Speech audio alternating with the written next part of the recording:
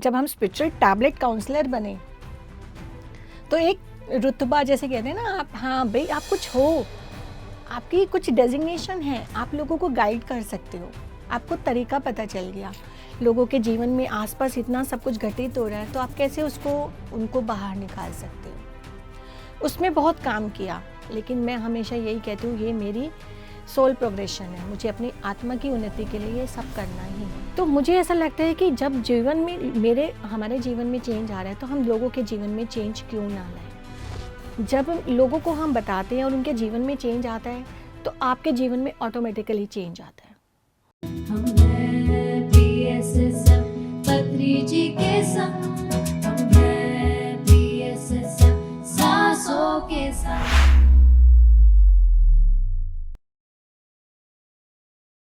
नमस्कार दोस्तों, एक बार फिर से आपका स्वागत है। हम हैं PSSM में। पिछले एपिसोड में हमने बात की थी स्नेह गुप्ता मैम से और जाना था कि किस तरीके से उन्होंने अपने रास्ते में आने वाले चैलेंजेस को मेडिटेशन से ठीक किया। आज आगे बढ़ेंगे उनकी जर्नी में और जानेंगे मैम से उनके और एक्सपीरियंसेस और ध्यान प्रचार के बारे में। नमस्कार मैम, एक बार फिर से आपका स्वागत है। नमस्कार दोस्तों।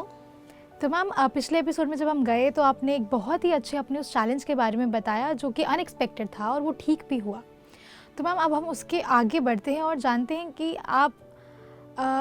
आपने जब भी आप ध्यान में बैठते हैं तो क्या ऐसा कोई और एक्सपीरियंसेस या विजुअल्स के बारे में लोग हमसे डेफिनेटली शेयर करते हैं, तो वो कोई एक्सपीरियंस है आपका? हाँ, मेरे बहुत ज़्यादा अनुभव हैं अंजलि, क्योंकि क्या होता है, जब मैं मेडिटेशन में नहीं थी तब भी मुझे बहुत ड्रीम्स आते थे, लेकिन मेडिटेशन में आने के बाद मेरे ड्रीम्स मेरे गाइड है। हर एक सिचुएशन मेरी लाइफ में जो भी होती है, अगर मैं थोड़ा सा भी इधर हो जाती हूँ ना, ऐसे भी हुई, तो मेरे ड्रीम आके मुझे नॉक कर देते हैं कि कुछ गड़बड़ हो रही है। इतनी गाइडेंस मुझे मिलती है और उन गाइडेंस को पकड़ के मैं आगे बढ़ रही हूँ। क्योंकि स्पिरिचुअल टैबलेट में हमने ये 7 एक्सपीरियंसेस के बारे में समझा कि आपका इनर गुरु आपका ड्रीम भी हो सकता है, आपकी इनर सेंस भी हो सकती है, आपकी ब्रेथ भी है जो आपको गाइड करती है। तो कई बार आपको मेडिटेशन में मुझे कम एक्सपीरियंसेस होते हैं, लेकिन मुझे ड्रीम्स जो आते हैं वो मुझे प्रॉपर मेरे को गाइड करते हैं। मेरी जर्नी, अब जैसे मैंने आपको बताया कि लास्ट में कि कोरोना के साथ मेरे हस्बैंड का वो सही हुआ और मैं जूम पर क्लासेस देने लगी। इधर स्पिरिचुअल टैबलेट का लेवल 1 कंप्लीट हुआ, एग्ज़ाम दिया, उसका भी मैं एक अनुभव बताऊंगी। एग्ज़ाम ऐसे दिया जैसे छोटे बच्चे देते हैं, ऑनलाइन देना नहीं आता था पहली बात तो, और आप लिख रहे हो और मैम 1 मिनट मुझे बता दीजिए ज़रा इसका मीनिंग क्या है, ऐसे मैम मेरा पेपर हो गया, जैसे बच्चे करते हैं। मतलब आप अपनी चाइल्डहुड लाइफ दोबारा से जी रहे हो। मेरा बेटा आया, मुझे ऐसे प्यार करके गया, और जबकि यंग बच्चा आपको एक मदर को आ रहा है, छोटे बच्चे की तरह ट्रीट कर रहा है, तो आप कैसा फील करोगे। मम्मी आप बिल्कुल बच्चे की तरह कर रही हो। मैंने कहा हाँ मेरा एग्ज़ाम है, मुझे समझ नहीं आ रहा मैं कैसे लिखूं।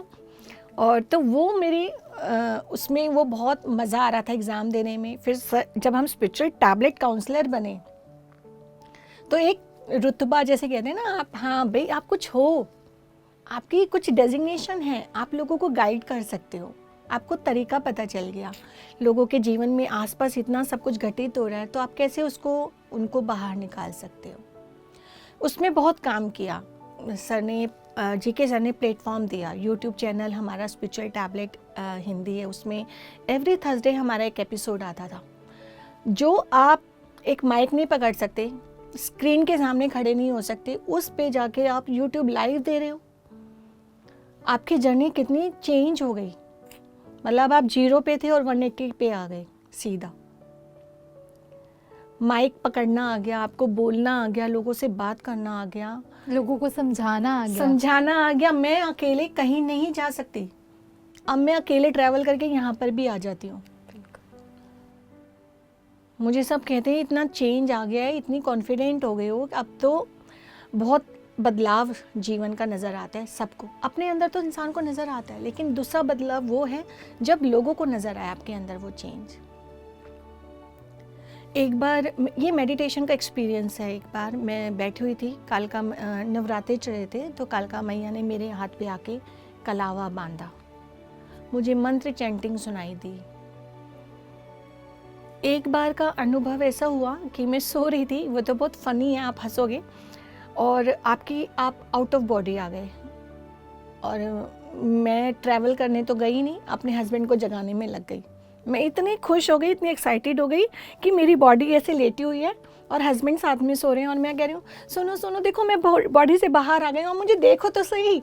उनको जगा रही हूँ और मुझे समझ नहीं आ रहा उनको मेरी आवाज़ कैसे जाएगी। वो कुछ सेकंड्स में यही करती रही और मैं वापस बॉडी में चली गई। बहुत खूबसूरत आपके एक्सपीरियंसेस और एंटरटेनिंग भी काफ़ी लग रहे हैं आपके सारे एक्सपीरियंसेस मैम। तो मैम अगला एक सवाल जो मेरे दिमाग में अभी आ रहा है, क्योंकि हम ध्यान के बारे में जब बात करते हैं और हम जब ध्यान में बैठते हैं तो एक वो पूरी एनर्जी हम महसूस कर पाते हैं।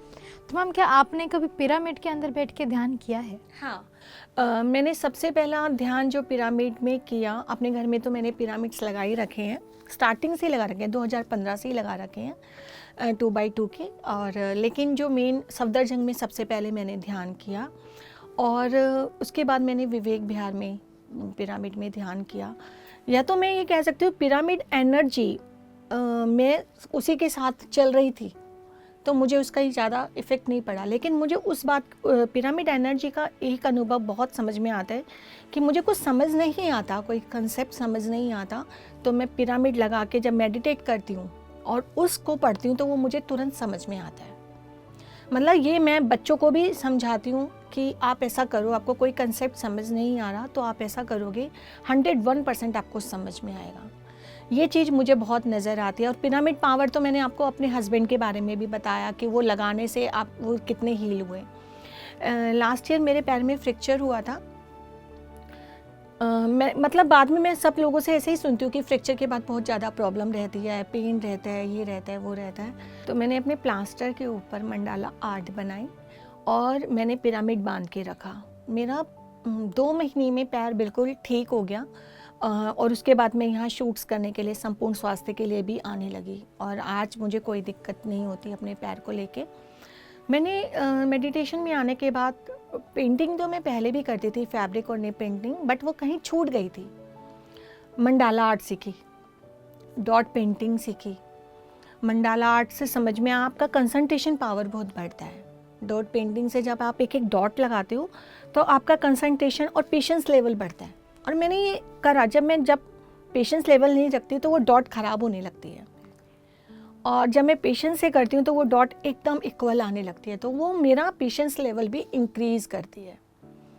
क्योंकि हम हैं तो ह्यूमन बीइंग, कभी कभी हो जाता है आपका शॉर्ट टेम्पर्ड हो गए, आपका पेशेंस लेवल नहीं है, लेकिन जब आप ये धीरे धीरे चीज़ों को करते रहते हो तो वो रिवाइव होता रहता है। हर मंथ जब मैं मेडिटेशन में आई 2019 के बाद, मैंने मंथली स्पिरिचुअल टैबलेट के बाद एक मैं मंडाला आर्ट करती थी फुल मून को। अप्रॉक्स रात के 2 से 3 बजे तक मैं जगती थी और कुछ मेडिटेशन किया, कुछ मंडाला आर्ट की, और उसके बाद मैं सोती थी। वो मेरा नियम था। मैंने कम से कम 1.5 ईयर तक mandala art regular full moon पे बनाई, और पत्री सर के बर्थडे पर जैसे बनाई, उनको मैंने वहाँ पर ध्यान कुंभ में उनको देकर भी आई थी। उसके बाद ये मैं मौन भी रखती थी। जैसे नवंबर में मैंने मौन भी स्टार्ट किया, 2 घंटे का स्टार्ट किया, सुबह 8 to 10। मुझे लगता था इस टाइम हस्बैंड भी होते हैं, बेटा भी होता है, तो आपको यही आपका चैलेंज है कि आप सबके सामने उस टाइम मौन रहो, इशारे में बात करो, चुप रहो। तो मैंने कम से कम 1.5 से 2 साल मौन भी बहुत किया। तो मैम जैसे अभी आपने मौन के बारे में हमें बताया, तो आई एम श्योर कि वो मौन रखने से आप बहुत एनर्जी सेव करते हैं, तो उसमें आपको क्या डिफरेंस महसूस होता था जब आप उसके बाद बोलना शुरू करते थे, या जब आप एक बॉडी में जब पूरा शांत है पूरे टाइम, तो आपको कैसा महसूस होता था? जब मैं मौन रखती थी तो आपको बहुत मज़ा आता था। मतलब हर चीज़ में तो एंजॉय के लिए ज़्यादा करती हूँ, तो मुझे अच्छा लगता था। आप शांत हो, इशारों में बात करना सीख रहे हो, बोल नहीं रहे, अननेसेसरी आपकी आवाज़ नहीं निकल रही, क्योंकि हमने यही सीखा जितनी ज़रूरत हो उतना बोलो। लेकिन ह्यूमन नेचर ऐसा होता है कि बोलने की आदत सबको ज़्यादा होती है। उस मौन ने थोड़ा कम बोलना सिखाया। और मैं लोगों को भी, दर्शकों को भी यही कहना चाहूँगी कि अगर आप मौन करते हैं ना, तो आपका अननेसेसरी जो फालतू बोलना होता है वो कम हो जाता है। फिर धीरे धीरे आपके विचार भी कम हो जाते हैं। पहले तो आप आवाज़ के साथ मौन करोगे कि आप बोलोगे नहीं, फिर जब धीरे धीरे आप मौन करने लगते हो तो आपकी प्रैक्टिस हो जाती है, तो आपके विचार भी कम हो जाते हैं, क्योंकि विचार तो चल ही रहे हैं ना, वो तो 60 to 70,000 आपके माइंड में चल ही रहे हैं, वो तो कम नहीं होंगे। तो उनको आप कैसे करोगे? जब आप साइलेंट रहोगे, पहले आपकी आवाज़ शांत होगी और फिर धीरे धीरे आपका माइंड भी उन विचारों को कम करना शुरू कर देता है। तो एक तरीके से आप काफ़ी काम महसूस करते हैं, डिस्टर्बेंस नहीं है यहाँ। डिस्टर्बेंस नहीं है, ये हमारी एक स्पिरिचुअल टैबलेट की में टैबलेट भी है, जो हम 12 बेसिक गोलियां सबको देते हैं कि आपको मौन रहना चाहिए, शाकाहार, मौन, ये हम सब बताते हैं। एनर्जी गेनिंग टैबलेट होती हैं कि आपको इनसे ऊर्जा मिल रही है। अब ऊर्जा आपने ले ली और आप अननेसेसरी बोले जा रहे हो, अननेसेसरी सोचे जा रहे हो, तो आपकी ऊर्जा कहीं ना कहीं निकल रही है ना, आप ड्रेन कर रहे हो। तो इसलिए मौन रखना बहुत ज़रूरी होता है। जी, तो मैम अभी आपने ये बताया और आई एम श्योर इस चीज़ को, मौन रहने से, पूरा शांत रहने से काफ़ी लोग अपनी काफ़ी एनर्जी को सेव कर सकते हैं, काफ़ी अपना शांति ला सकते हैं अपने शरीर में। तो हम इसके आगे मैं एक अगला सवाल जो आपसे लेना चाहूँगी कि ध्यान प्रचार में आप कैसे इन्वॉल्व हैं और आप किस तरीके से लोगों तक वो मैसेज पहुँचा रहे हैं मेडिटेशन को? ध्यान प्रचार अगर हम देखें, मैं स्टार्टिंग से ध्यान प्रचार में लग गई कि मैंने अपने घर पे शुरू करा, जूम पर शुरू करा, लोगों को बताना शुरू किया। अब फिज़िकली शुरू हुआ है, अभी लास्ट 1 ईयर से फिज़िकली जाके ध्यान बताना शुरू कर दिया। जैसे अभी मैं एक इंसिडेंट बताती हूँ आपको, छोटा सा। ट्रेन में अभी काशी हमारी एक वर्कशॉप हुई थी स्पिरिचुअल टैबलेट की, तो हम बनारस गए थे। आते हुए ट्रेन में जाते हुए तो आप करा ही रहे हो, आप जब सही हो तो सबको कराते ही हो कि जब जहाँ बैठे आपके मुंह से ध्यान के बारे में निकलेगा ही निकलेगा, क्योंकि जब आपके जीवन में बदलाव आ रहा है तो आप दूसरों को वो ज्ञान जरूर दोगे।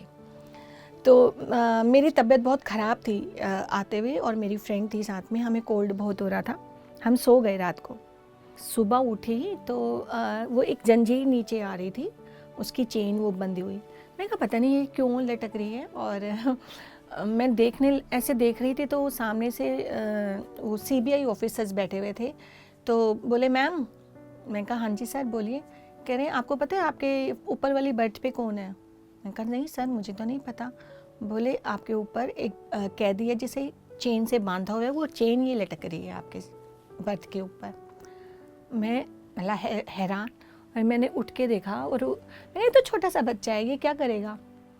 वो बोले ये आप इसके कारनामे मत पूछो, इसने क्या किया है, और इसकी शक्ल पे भी मत जाओ। अब मैं सच बता रही हूँ, अगर मैं ध्यानी नहीं होती, मेडिटेटर नहीं होती, तो मेरी सिट्टी पिट्टी गुम हो जाती। मैं बहुत डरपोक थी अपनी लाइफ में, कहीं नहीं जाती थी, किसी को देख के, पुलिस वाले को देख के मैं बहुत डर जाती थी। मेरे में नहीं था इतना स्टेमिना मैं किसी को फेस कर पाऊँ, और मुझे कुछ फ़र्क नहीं पड़ा। मैंने उससे उठी, बोले आप कहाँ से आ रहे हो? मैं कहा हम बनारस से आ रहे हैं, हमारी ऐसे वर्कशॉप थी और हम ध्यान कराते हैं, मेडिटेशन के साथ जुड़े हुए हैं। बोले मैं भी करना चाहता हूँ लेकिन कर नहीं पाते। मैं कहा हम आपको अभी 5 मिनट के लिए करा देते हैं, ये कौन सी बड़ी बात है।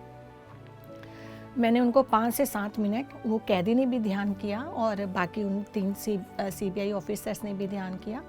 उन्होंने मुझे अपना नंबर भी दिया कि हम चाहेंगे कि, मैंने कहा कि अगर आपके कभी हो ऐसा कोई तो हम ज़रूर वहाँ आके कराना चाहते हैं।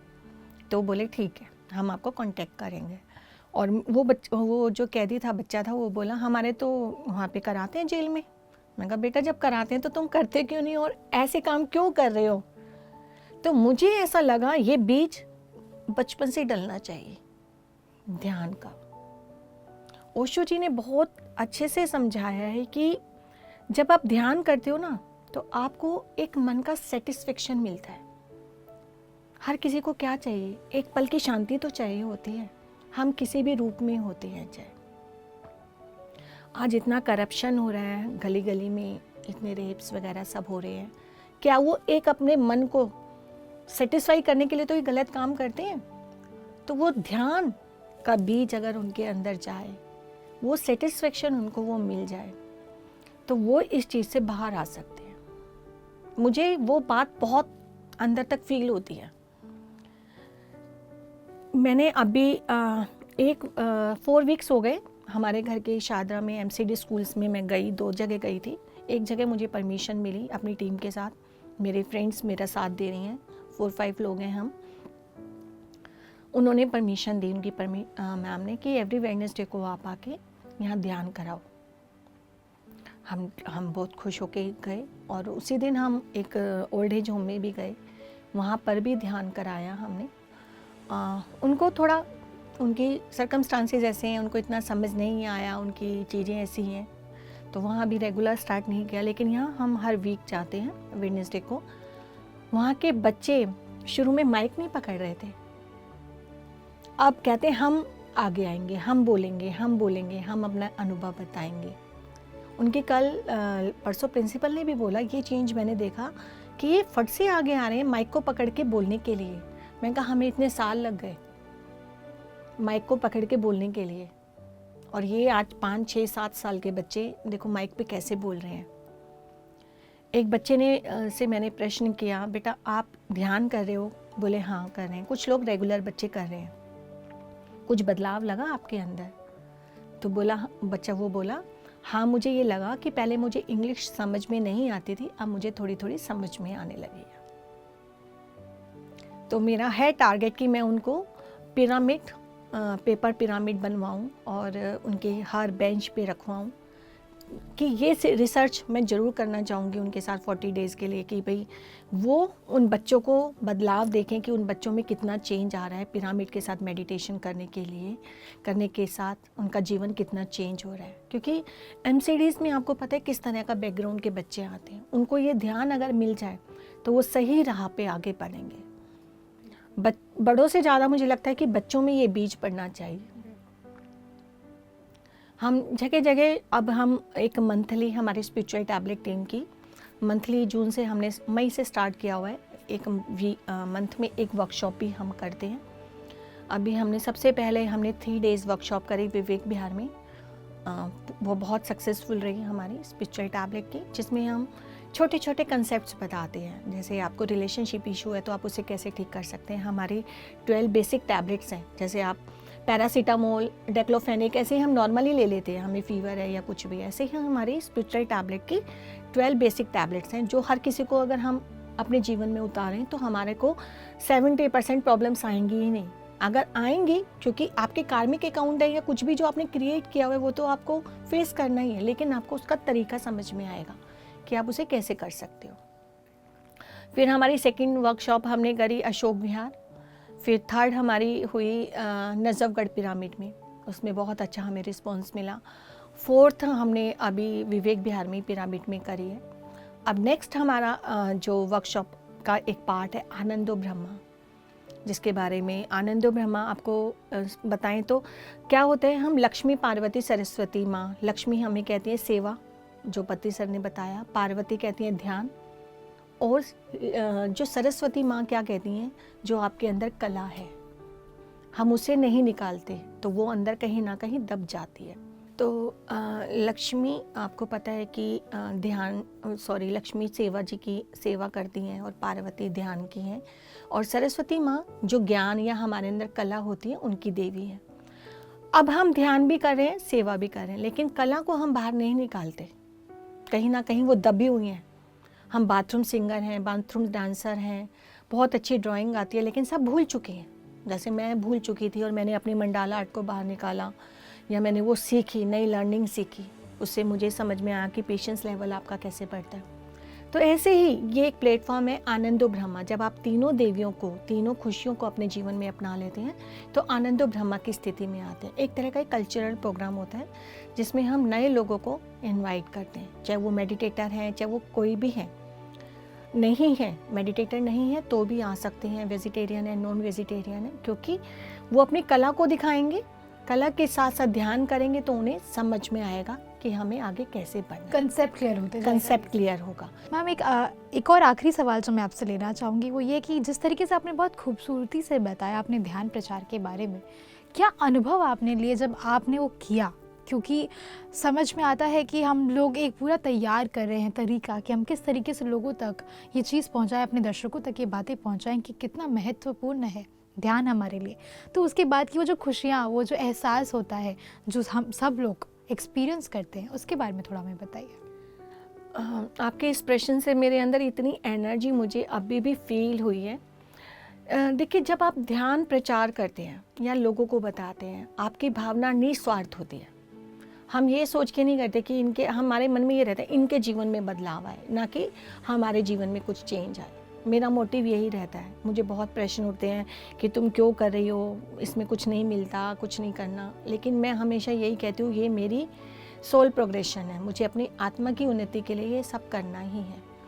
तो जब लोगों को हम बताते हैं और उनके जीवन में चेंज आता है, तो आपके जीवन में ऑटोमेटिकली चेंज आता है।